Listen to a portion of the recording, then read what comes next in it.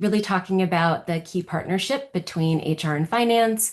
It ensures that headcount planning isn't just a once a year exercise. It is really that partnership that makes even seemingly simple choices like a new hire start date. Those choices can really make or break your operational momentum and financial alignment. So that partnership is really key. So first slide. Really start date management as a strategic lever. Start dates aren't just logistical details, they're powerful levers for, easy for me to say, organizational success. And in fast moving early stage companies, every week counts. And so the timing of a new hire can affect cash flow, ramp up speed, how quickly your team executes. And instead of really acting as a gatekeeper, I like to think of HR and finance as conductors, really orchestrating start dates to support the organization's rhythm. And throughout the company. And so while it's tempting to really hire quickly under pressure, pacing your hires strategically prevents overwhelming HR, finance, and hiring managers across the company. Next slide. And so coordinating with finance is really about aligning spend with strategy. Start dates, new hire start dates obviously impact your budget. So whether you use a chart hop, Workday, or some other platform, syncing new hire timing with payroll and financial goals is essential. When I first started, I did not have a really solid financial background. And so I really leaned on my finance partners, but I really learned so much from them. And it's really in this area. Before launching your hiring plan, you need to make sure that HR and finance are really aligned on how each decision for each team translates into dollars for their budget. So don't underestimate the value of rolling forecasts. They give finance the predictability that they want and really HR the agility that we want.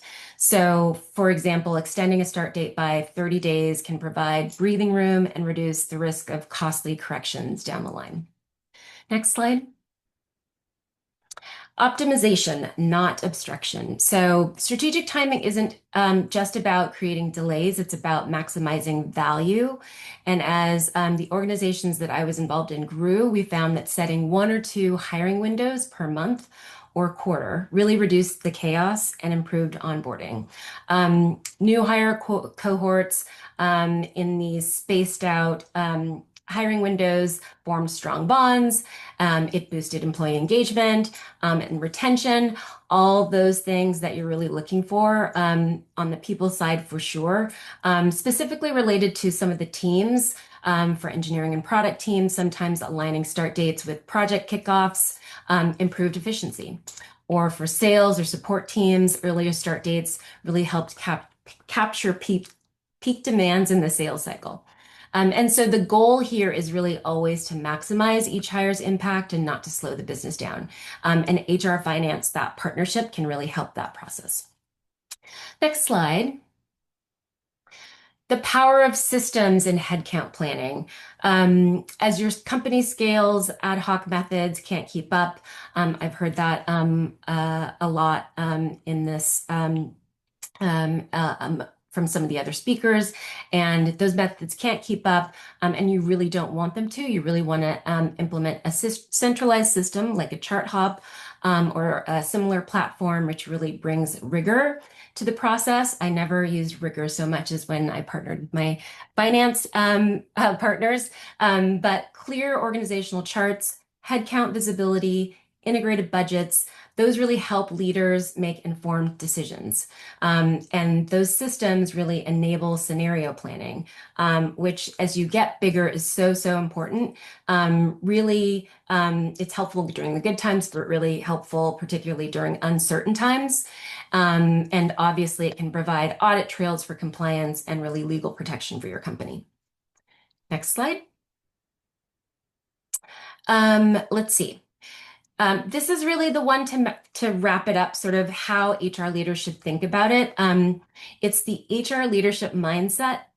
HR's role is really to turn strategic headcount plans into actionable timelines. And so managing start dates is one of the most tactical, high leverage actions we can take.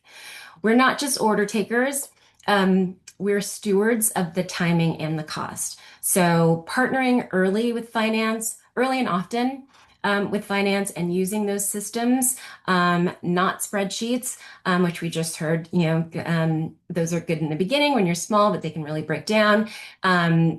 And they really don't allow you to model options and prepare for what if scenarios. And that's really increasingly important as your business grows.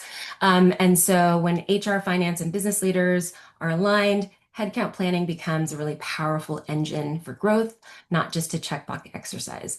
Although don't put checklists down. I mean, I needed them to get through everything, including my consulting, but really it's that planning ahead with finance that can really make it successful.